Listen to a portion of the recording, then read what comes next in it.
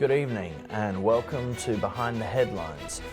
This week, Jerusalem celebrates Yom Yerushalayim, which is a celebration of peace and prosperity of the city, commemorating the events of 7th of June 1967, when on the third day of the Six-Day War, Israeli troops managed to conquer the whole of Jerusalem and see the entire city reunited.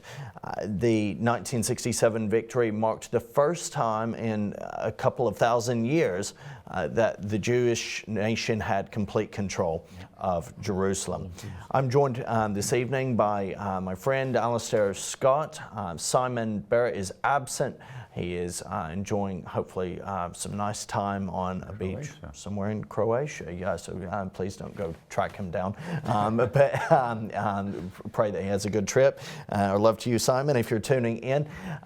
This evening, we are dealing not only with what should be a celebration, Alistair, of Yom Yerushalayim, which commemorates this very important event. It's the most recent addition to the Jewish calendar in regard to celebrations.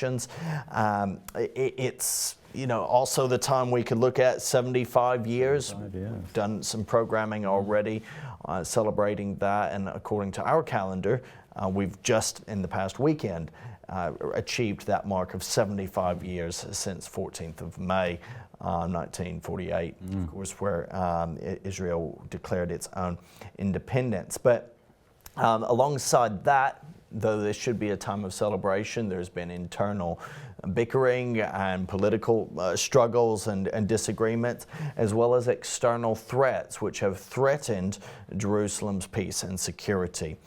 This past week particularly has seen a flare-up in the Israel-Gaza conflict and the ongoing international ignoring of and apathy towards Hamas's acts of terror.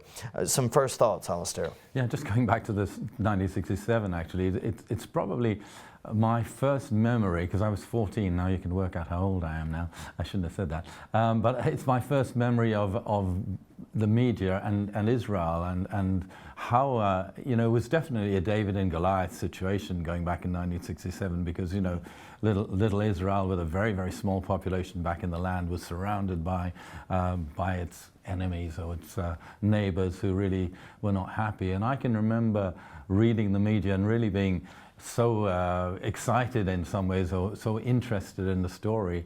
And it just makes me think how the media's reactions now are so different to what they were back in 1967, because that was a very young nation reborn, as we know, because it was 1948 when the nation came into being again.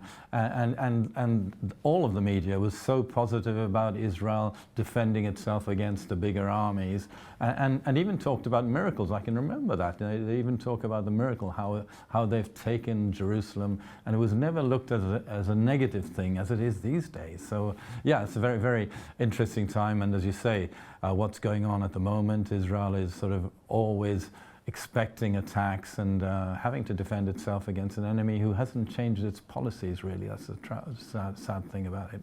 Well, as rockets rained from Gaza in the past week, around 1,500 at least have been recorded. Most of those being deterred by the Iron Dome system, which has been going through a period of upgrade as well. There was also a protest in the streets of London that had thousands of protesters marching through the streets chanting anti-Israel slogans. They were joined by a motley crew of individuals, many of whom have been disgraced publicly as anti-Semites, including Jeremy Corbyn and Stephen Sizer, who were even pictured together, very, very chummy at this particular event. And protesters carried placards comparing Israel to Nazi Germany, and simultaneously, while comparing Israel to Nazi Germany, were calling for another intifada, which, as anyone who's studied this will know, the intifadas that have already occurred were particularly acts of terror against innocent Israeli civilians. And so we have this bizarre, paradoxical scene where people are condemning Israel as being akin to Nazi Germany, which is a ludicrous comparison to start with, coupled with openly calling for acts of terror on Israeli civilians. It's such a frightening thought, isn't it? They're inciting violence, and coming out of our nation, who generally the government is very, very strongly for Israel, but then you've got the opposition, and it's not even the opposition, but it's parts of the opposition party, and particularly Jeremy Corbyn. We knew the stories of his anti-Semitic past, and as the leader he was trying to cover it up, but now I guess he's not got his leadership role, and he's showing his true colours. Sadly, we know, likewise with Reverend Stephen Sicer, he's always been so pro, well, let's say anti-Israel rather than pro anything else. And I think it's a good point that we should make when we talk about our stand with Israel. We're not anti-Arab, we're not anti-anybody. I remember my own pastor down in Horsham, when he first went to Israel with a team. Many people asked, are you pro-Israel, or are you pro-Palestinian, and all this sort of thing. And he said, I'm not pro anything, I'm just pro-God. And I mean, that's our stance here on the station, that we stand with the biblical truth, and we stand with what the Bible says, pray for the peace of Jerusalem. And at this time, all of you viewers, it's absolutely apparent and necessary for us to be those watchmen on the walls of Jerusalem who will never hold their peace and will continue to pray for a peaceful solution and less death and destruction, which is what's happening from these rockets coming out of sometimes when you talk about rockets, you almost think of them as being some kind of a display, a firework display, but these are missiles that kill, destroy, and but for the Iron Dome and its effectiveness, there'd have been far more destruction, far more death. So it is important for us to keep praying. We want the people of Gaza to know the Lord just as much as we want anyone in Israel, but we do not want to see this rocket missile attacks that go straight at civilians. It's not even they're not even aimed at governmental places or where the troops are. It is there to bring destruction of communities living as close as 15 seconds. I heard that story that when the siren goes, people have 15 seconds. Even kids at school, to get into a shelter. So it's a frightening, traumatic situation. And one of the things, going back to what you said about being anti-Arab, it's kind of a false dichotomy that's often presented out there, that we have to choose between being pro-Israel or pro-Arab, because actually, 20% of Israelis are Israeli Arabs. Yep. So, when we're talking about Israel, we're talking about Jews, we're talking about Arabs, we're talking about Christians, we're talking about everyone who is in the land of Israel. And I had inquired of one Arab Israeli, Yosef Haddad, whether or not he would be able to come on the program this evening to share with us his perspective. He unfortunately wasn't available, but as an Arab Israeli, his perspective is incredibly helpful in identifying and dealing with some of the claims that are made against Israel, trying to divide and pit people against one another. But this evening, just a reminder, we're discussing the latest flare-up in the Israel-Gaza conflict. We're asking the question, will Israel's war with Gaza escalate at a time of national celebration? 75 years since Israel's reformation, I should say, and also the celebration this week of Yom Yerushalayim, the liberation of Jerusalem and its reunification. There is increased tension, and we've just seen actually this week the instigation of a ceasefire, which at the moment appears to be holding, but may be short-lived. It's important also to remind ourselves of the history of this. when I first visited Israel and when I first began studying this, I was struck by the different strands, by the complexity of the situation. And I do find it can be very helpful to, as even Prime Minister Benjamin Netanyahu has done, differentiate between the main Palestinian local authority and its activities in the West Bank and what's going on in Gaza, because there are two separate problems that are being dealt with. For almost 3,000 years, the territory in the Middle East, known as Israel, has been contested and fought over. We've seen it trade hands time and time again. In the Bible, we see the exiles, the imposition of the Babylonians, Medes and Persians, the Greeks. Eventually, there was a bit of an interregnum with the Hasmonean dynasty of the Maccabees, but the Romans in the end would take control. The Byzantines, the Ottomans, and then we had the British, all while remaining inhabited by Jews, and eventually, in the course of time, increasingly inhabited by Arabs. But for 2,000 years, no Jewish nation existed. The Jews were spread across the world in what is called the diaspora, and the land knew no stable individual identity.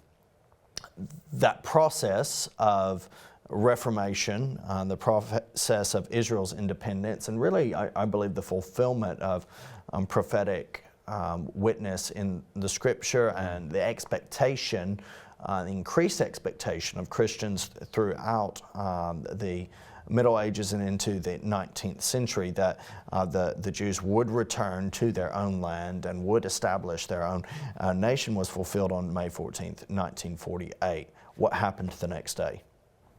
The attack started again. Yeah.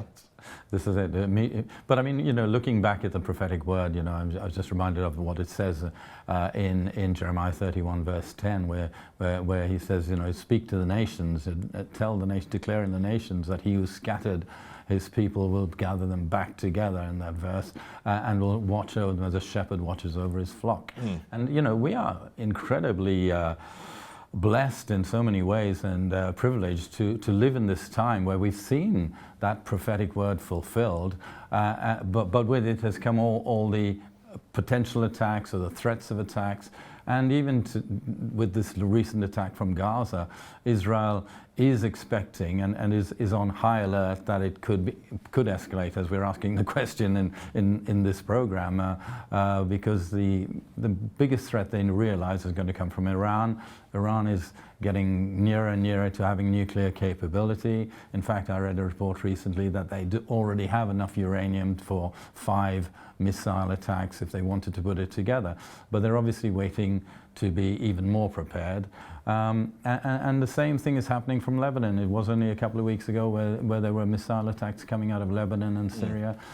So it is like a ticking bomb there. And Israel, the government is preparing itself for a major attack, as it did back in 1973, 1967, where the Arab nations surrounding actually united together against them. I don't see that happening in the same sort of way again, but certainly Iran and its influence is going to potentially cause a major event, conflict over Israel. Well, there definitely is a far cry from what happened then in 1948, where you had the 5 Arab countries, Jordan, Iraq, Syria, and Egypt and Lebanon, joined together in conflict against the newly formed Israel a day after it declared its own independence.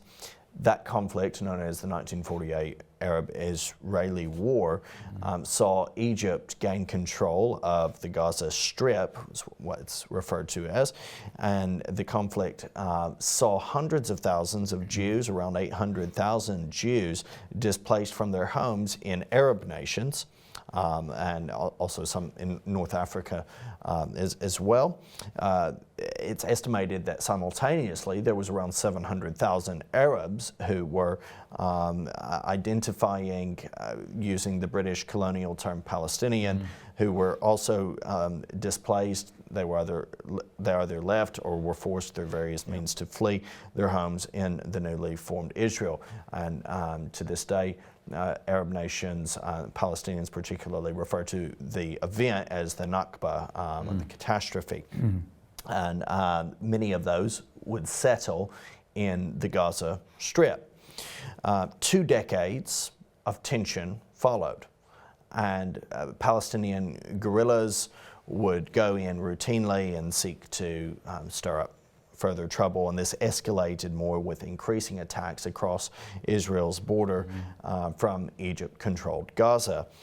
That would eventually reach a point of no return where there was a total provocation of conflict, wherein we see the Six-Day War occur. That was 1967, which saw Israel seize the Gaza Strip, along with the aforementioned event where they were able to reunify and take over Jerusalem as well, being celebrated this week. There were several other important areas of land also seized.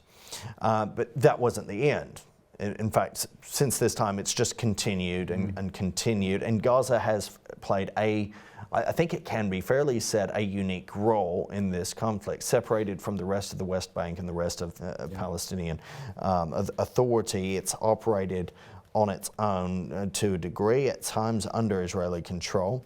The 1993 and 1995 Oslo peace accords between Palestinian and Israeli leaders negotiated Israel's withdrawal from Gaza and other key areas, and that did eventually happen in 2005 under Prime Minister Ariel Sharon. Yeah, I remember. Almost immediately, just within a year, Palestinian political group Hamas, it's an Islamist political organization, internationally recognized as a terror organization as well, took control. So 2006, they gained control of Gaza after winning elections there, or taking the elections there. They have control of Gaza. Since then, they have occupied the Gaza Strip, and since then, there have been routine moments of escalation in the conflict. They have been a primary deterrent to any negotiation, any peace between Israel and Palestine.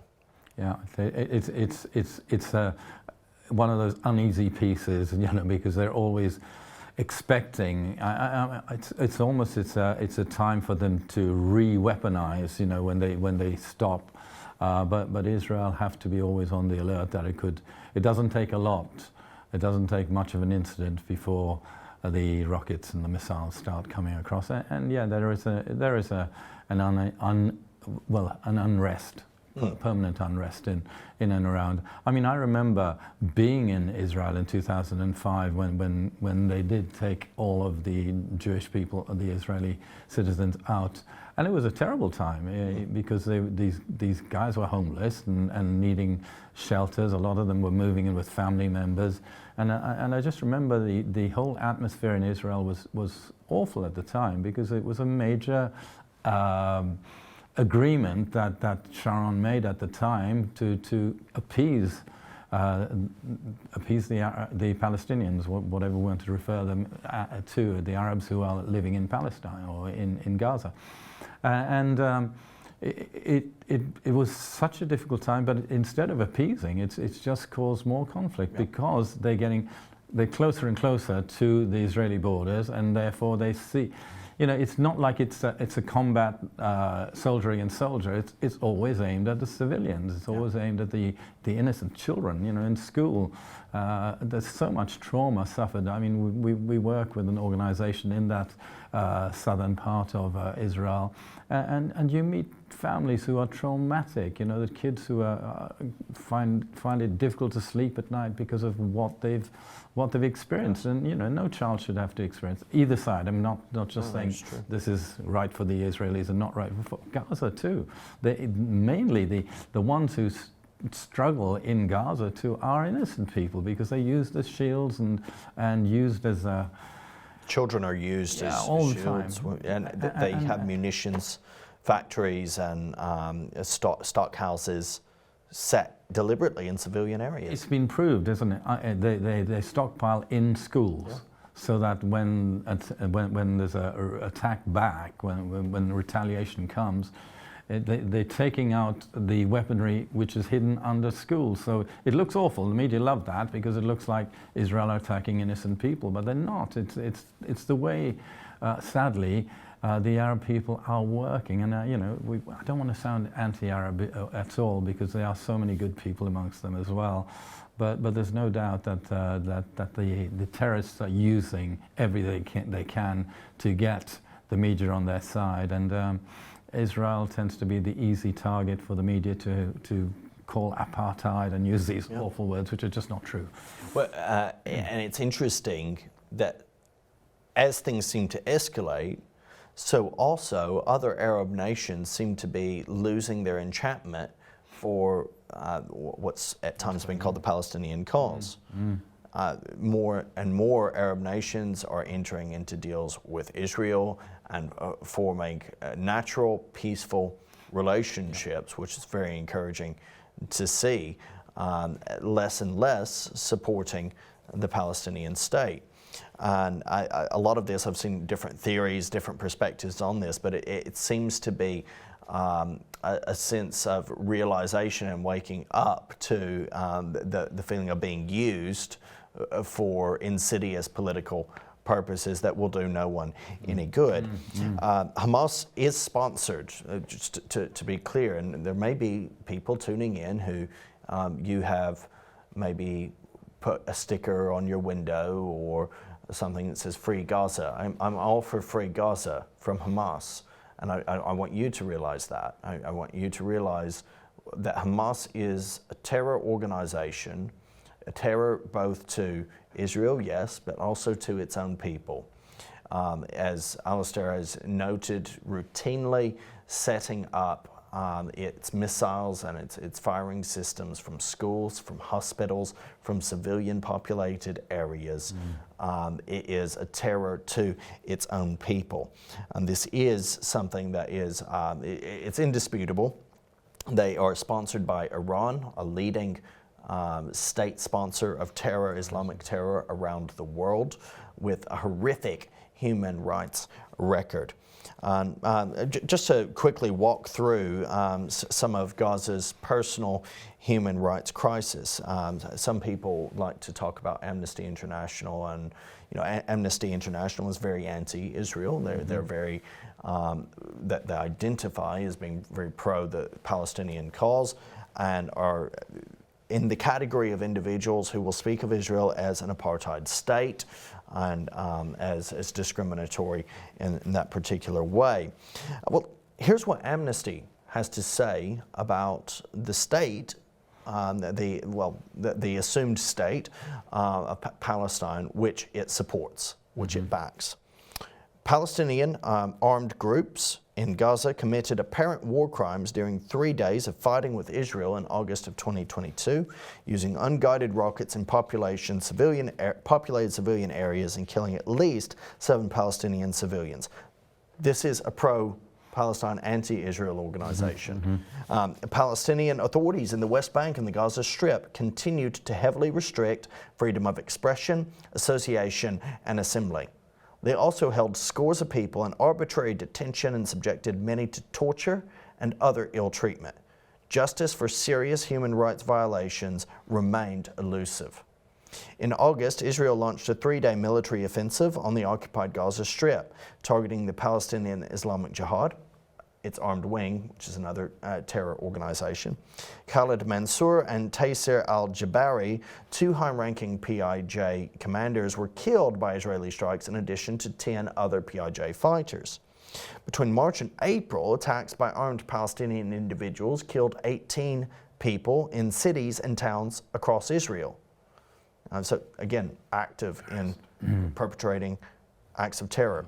While the individuals appeared to have no direct affiliation with armed Palestinian groups, their attacks were praised by the de facto authorities in Gaza in what could amount to incitement to violence. The call by Hamas's leader in Gaza on Palestinians to use any means available to attack Israelis reportedly contributed to attacks carried out afterwards. And who can forget the tragic story in recent weeks of the three ladies, their mother and her two daughters, gunned down mercilessly by a Hamas-backed gunman. It's absolutely tragic and heinous. In the past week, now we come to sort of the update of it. We've had 1,500 rockets fired from Gaza, many of them failing to enter Israel and leading to Palestinian casualties. Yeah, I mean, talking about the three women, they were British citizens as well who had recently gone back and settled in, made Aliyah and settled back in Israel. Tragic, and they were out just driving their car to go and do some tourist type things, and they get attacked in such a way. And yeah, but the recent attacks have just gone crazy, haven't they?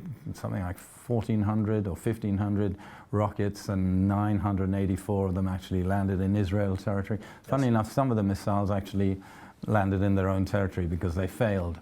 Hand of God maybe, but certainly they weren't as effective as they expected to be. And again, thank God for the defense system that Israel has, because, you know, casualties are very, very low considering. You know, when you think of 900, 1,000 rockets landing in an area not very large, and yet there's very little. In fact, I read this morning actually, one of the guys who was killed, actually died, was an Arab working in Israel.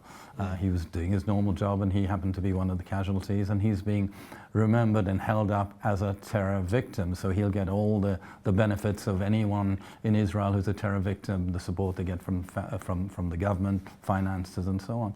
So you know, this kind of talk about Israel being an oppressor just doesn't stack up when you actually look into it, because the reality is, I mean, I can remember being on my last, I think it was the last visit with a tour company, and we took a whole load of people with us, and we were coming through, and it was Friday afternoon, and we were stopping together waiting for the sort of stragglers to catch us up, and I was with the tour guide. And as we were sitting there, it was Friday, and you could hear the minarets beginning to worship their God. And he turned to me and he said, you know, you need to tell the media in UK about what you're just experiencing, because we are told we're called an apartheid state and you know, oppressor, and yet you can hear Muslims are, the Islamic people are gathering and they are worshipping their God, and no one's silencing them. They're able to do it because you could hear it just going from one side of Jerusalem to the other, you know. And I thought, he's so right. And why are the media painting a picture which is just so not true? But I guess it's what sells newspapers. It's what sells. It's the sensational stuff, and people take the easy answer rather than doing some research and actually going in to find out what's really happening. And as you said earlier, the main oppressor of the Palestinians are the terrorists who run Gaza and you know, other parts of the Arabic nations. So yeah, it's a very interesting time, and there's potentially far more to come. I know from people I've talked to there, immediately, even before the attacks came, Israel had started to move people out of Ashdod and Sderot and so on, because they were expecting a major attack. And so which is something they don't normally do. They actually coach them, bust them out into what they thought would be safer accommodation, putting them up in hotels and so on temporarily. And they were not in a rush to take them back, because they still, as you talked about earlier, they're expecting a more major conflict to arise as a result of what's going on. Here is a report on the terrorists resuming fire of rockets after the first Israeli casualty in this recent flare-up of tension. Islamic Jihad managed to fire nearly 900 rockets from Gaza. Almost 200 fell short and killed several Palestinians, while the IDF says the Iron Dome anti-missile system shot down more than 90% of the rockets coming towards populated areas. A few missiles did get through, as in the city of Ashkelon, and one Israeli died in a missile strike in the Israeli town of Rehovot. The rocket barrages did send nearly 2 million Israelis running for shelter, like those on this street and on the beaches of Tel Aviv. During the several days of fighting, Hamas, the largest terror group on the Gaza Strip, stayed out of the fray for their own reasons. He has a different agenda because he would like to have a foothold in Judea and Samaria, and in due time actually to replace Abu Mazen, the old leader of Fatah movement, and they would like to turn Hamas into the unquestionable leader of Palestine. Chris Mitchell, CBN News, Jerusalem. Well, Alistair, here's the thing. When you are attacked, you are an independent sovereign nation. You are attacked by another entity's rockets. You have a responsibility for your citizens before God to defend the well-being of your nation and the well-being of your citizens. The initial rocket fire that was received came following an Israeli special action. They've been increasing these to neutralize and to try to essentially identify and remove Palestinian terrorists. But there was, if we can consider, just they've also had some issues with hunger strikes. There was a Palestinian terrorist who went on hunger strike, and that seems to have been one of the biggest catalysts when this individual who was being treated, they were trying to care for him, but he died. He died, yeah. And so this saw in the past week, as Israel celebrates 75 years of existence as a reformed Jewish state, and as it approaches Yom Yerushalayim, it saw 1,500 rockets fired upon its citizens. So with that, we have another report from our friends at CBN on Israel's response as attacked terrorist rocket launchers in Gaza, with the IDF warning Israelis near the border to take shelter. Palestinian terror groups have launched more than 250 rockets into southern Israel and as far away as Tel Aviv. The attacks come after Israel struck Palestinian Islamic Jihad rocket launching sites earlier in the day to degrade the terror group's ability to fire rockets. On Tuesday night, Israeli Prime Minister Benjamin Netanyahu warned terror groups within Gaza not to harm Israeli civilians. Israel's policy is clear. Those who seek to harm Israel will be harmed. Those who kill our citizens will pay a heavy price. And those who fire on our cities and civilians will be held responsible for their actions. It may take time, but Israel will ultimately reach these terrorists. No one should doubt Israel's resolve to defend its citizens.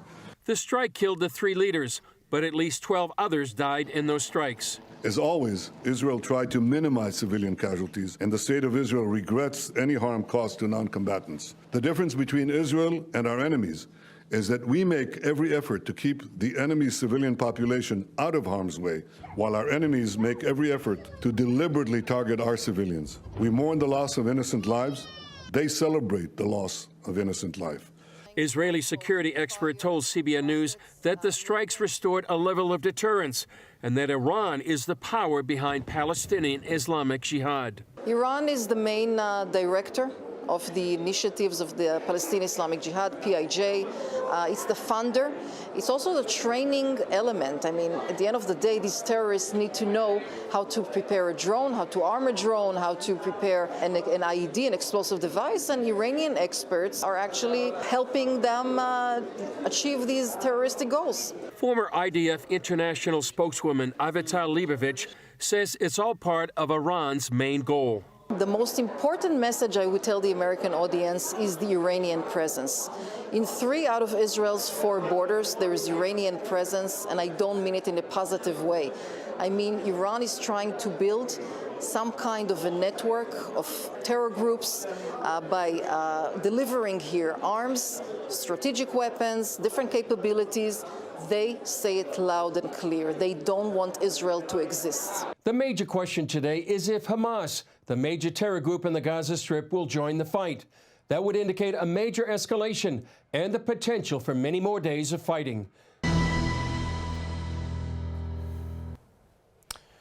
So it's an interesting fact that we can see the nation responding to completely, indisputable acts of terror and coming under critique.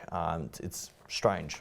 It's absolutely, as you say, because even our own government immediately came with the right words. They said every nation has a right to defend itself. And you think back to the recent history of Israel and the Holocaust and so on. And I know from the very start of the nation in 1948, it didn't matter who was in control, whether they were on the left side or the right side politically, I'm talking about, in Israel.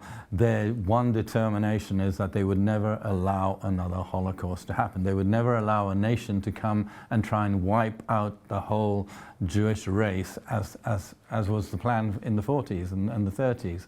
So of course they will defend themselves. And I've had conversations with Christians who are working in the Middle East, and they seem to just get it wrong, because they seem to believe that Israel are the aggressor. I mean, even their army is called the Israel Defense Force. It's there in the name of it. It's what's the name on the tin. They are a defender of their people. They are they rarely aggress. There are times when you talked about, you've touched on it, where they've gone in, but they've gone in with specific intention of taking out a terror cell. They don't go in thinking, let's bomb Damascus or let's bomb, somewhere in Jordan. It's specific. Even in Gaza, they don't go indiscriminately. They have their intelligence. They know where the cells are, and they take out unbelievably how effectively and accurately the terrorists involved. And yes, you will get casualties occasionally, but they're very, very few. I heard a report again of the recent attacks where they were going in to take out a terror cell in Gaza, and actually with the drones that were filming, they saw 2 children, and they pulled out of the attack. That's the true heart of Israel. The heart of the Jewish people is to save life, not bring death. And that's so important to understand. In conversations I've had with people who've spent time in the Middle East and have similarly come away with particular critiques of Israel. Okay, we're not saying Israel can never be exposed to critique as a nation and its politics. Every nation can. I do find, though, that there's a dissonance between how we view Israel's own response, legitimate response to attack against it, and how we treat our own military and its operations, where there is also collateral damage.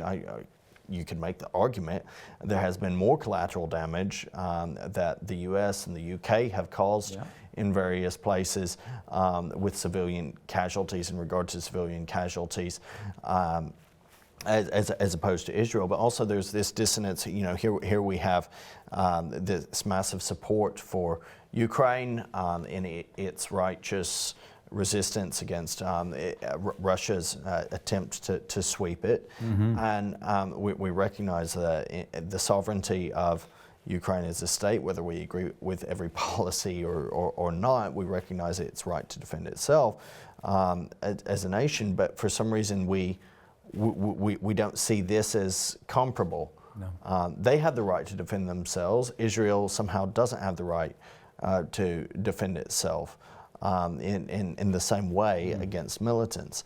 And I think a lot of it is not so much ignorance of who and what Hamas is, but it's apathy toward that, and a kind of a buying into the propaganda that's there, that we see, which is undeniably sad and tragic that Palestinian civilians are being exposed to this harm.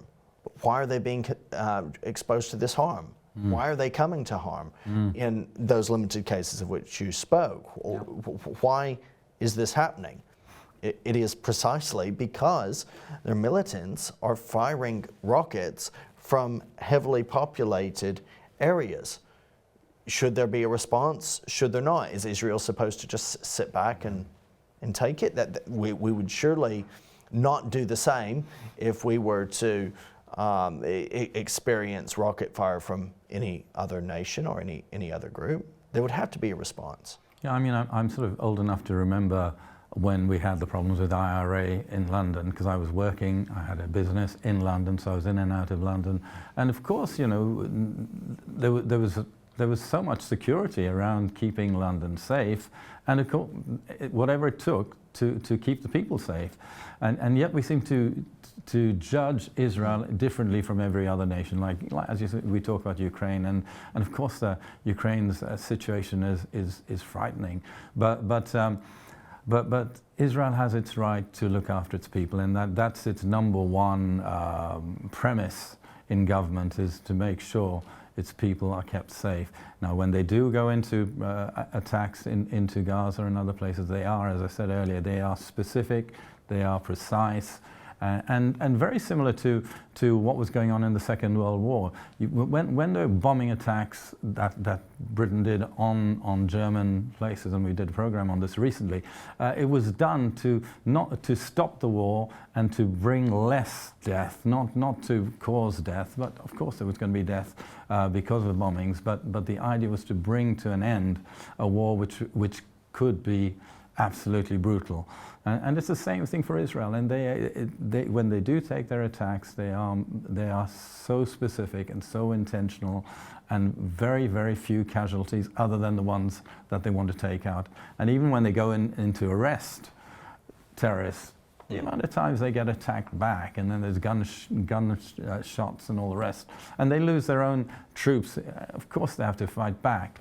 It's not the ideal way, but I mean, if you were dealing with a nation which gave its terrorists up to be tried and all the rest, it's a different situation, but that doesn't happen, sadly, in Gaza and some of the other nations that surround Israel.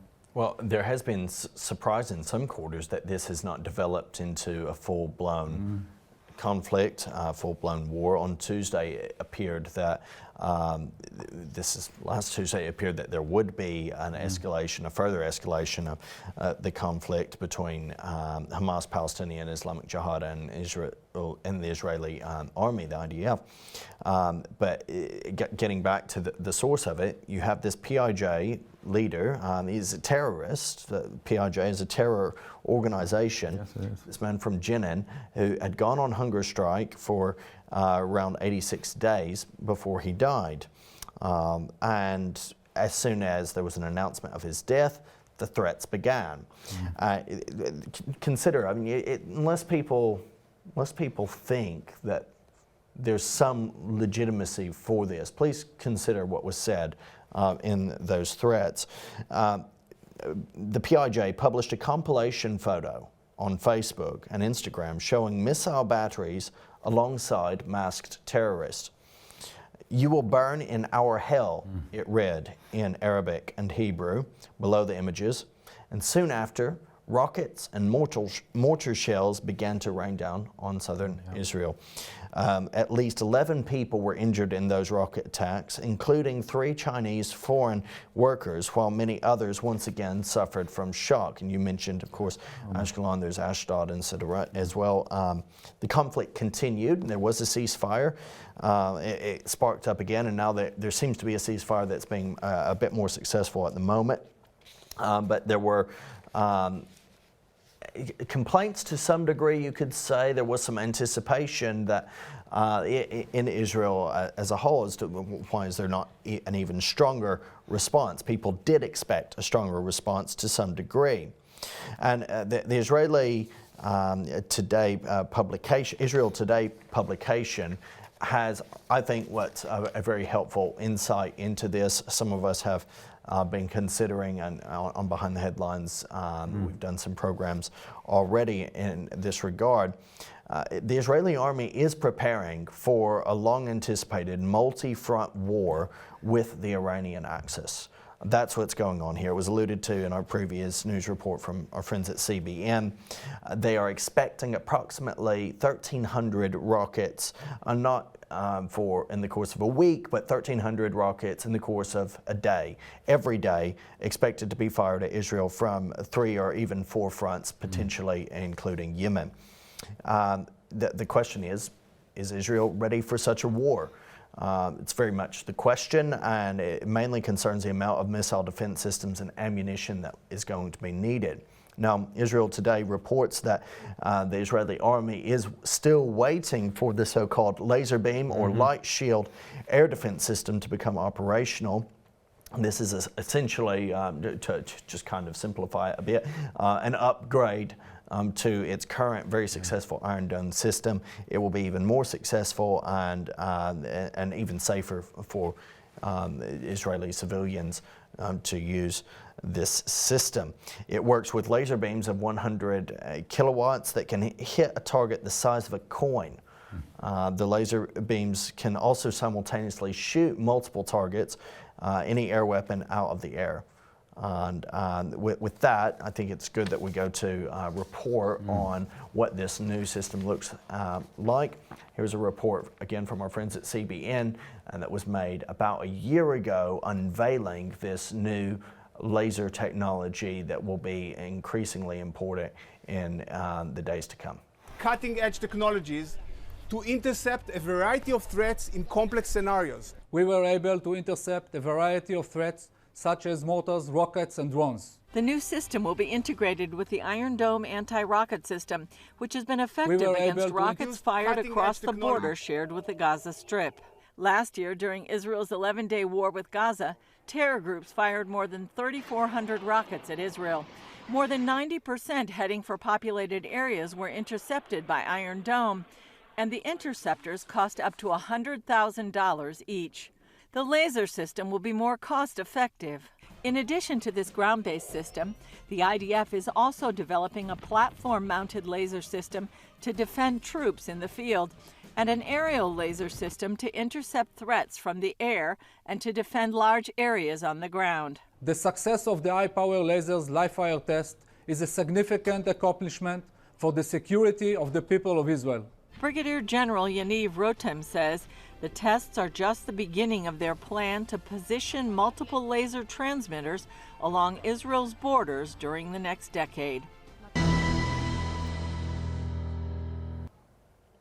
Well, a very fascinating and helpful report there that hopefully provides some insight into why Israel is wanting to de-escalate the situation here and wait till the system is more operational. It definitely needs to prepare more as it continues to be active in Syria. You mentioned Damascus earlier. They continue to be launching raids on various spots where ammunition is being fed and provided to various terror cells with Israel's worst interests in mind. And you know, it's so important that we have that perspective when we read of these raids. They're not for nothing. There's intelligence that's behind them. Yeah. There are people who, yes, they're serving faithfully in Lebanon and Syria, and they hear of raids and they see of raids, and yes, they see sometimes tragically the devastation and fear even among civilians, and that's recognized. But why are the raids happening? Why are they even necessary? Israel's not claiming territory in Syria. No, they're not claiming territory in Lebanon. They're responding to active, legitimate threats against their security. Yeah, I think government after government in Israel, and talk to normal people, you know, just the everyday people in the streets, they desire nothing more than to have a peaceful relationship with all of their border nations. And that never changes. They're not looking to be aggressors into other nations. They're not looking to increase the size of the land. I mean, they're in such a small. They're a pinpoint on the globe, aren't they? What Israel actually occupies or lives in at this moment. That's their nation, which is God-given. So they're not looking to take back land from the Jordanians or from Syrians. I mean, they do need to keep the Golan Heights simply because of its security situation. It's an absolute must. But they would love to have peaceful relationships with all of their neighbors. But unfortunately, their neighbors do not want the same with Israel. Some of them are good. I mean, Egypt has a very good relationship. Jordan has a very good relationship with Israel, both politically and territorially and technology-wise, because everyone, all the nations in the Middle East are realizing what a boost it would be to have good relations with Israel for technology developments, because it's an incredible what God's done with that nation. But sadly, nations like Iran still and Syria still are at war with Israel because they never did come into the peace that the other nations did. And they still carry that policy of wiping Israel off the face of the earth, putting the Jewish state back in the sea. So until that changes, Israel has to continue to do what it's doing, developing this amazing defensive system, which we look at. Reminds me of some of the sci-fi films I used to watch when I was younger. But this is reality today. This is how things are developing, and Israel is at the forefront of developing this defense system. Great. As you indicated there with Hamas, its official charter, and I encourage you, it's very easy to find, simply type in on Google, official Hamas charter. You will see their official document. Their constitution states its purpose, its primary purpose is nothing short of genocide. It involves the complete destruction of the Jews and the wiping of them out from the entire nation. That is their key objective. They do not desire freedom. They do not desire wellness. They desire domination. They desire power. They desire the complete ethnic cleansing of the Jewish people. Israel, meanwhile, carries out its military operations as it needs, defends its civilians as it needs, incorporates Arabs into society alongside many others in a meaningful way, and will continue to do that regardless. Even treating, I've seen reports of treating Palestinian civilians in Israeli hospitals, providing aid. In fact, the primary aid routes come through Israel, and that is provided often by the Israeli government. But meanwhile, in London, if people look at the facts, if you and I look at the facts, as we've sought to do this evening on Behind the Headlines, and as we seek to do every time we have this program, when we talk about these issues, it's beyond belief how anyone could take up a pro-Hamas position or a position that is anti-Israel. And yet, that is exactly what is done on an almost annual basis with a very large march featuring thousands of people, generally ending up outside number 10 Downing Street. This past Saturday, the 14th of May, featured a march which saw thousands of people take to the streets chanting not for human rights in Palestine, where there are, you could make the case, Amnesty International says there essentially are none or severe abuses of it. They were not doing that. They were chanting against Israel, chanting in favor of Palestine. How so? Calling for an intifada as, quote, the only solution. So across London's capital, in the central area there, around 10 Downing Street, calls were actively being made for another intifada.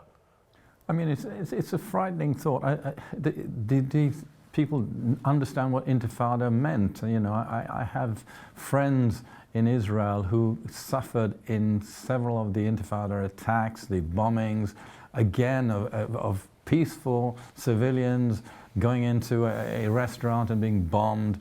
I mean, one of her close friends was a school girl at the time, and fortunately she decided to stay home because her parents were coming back from a trip to South Africa that day, so she decided not to go to school that morning. But her friends went on this normal bus to their school, got killed. Yeah. If she was on that bus, she'd have been killed.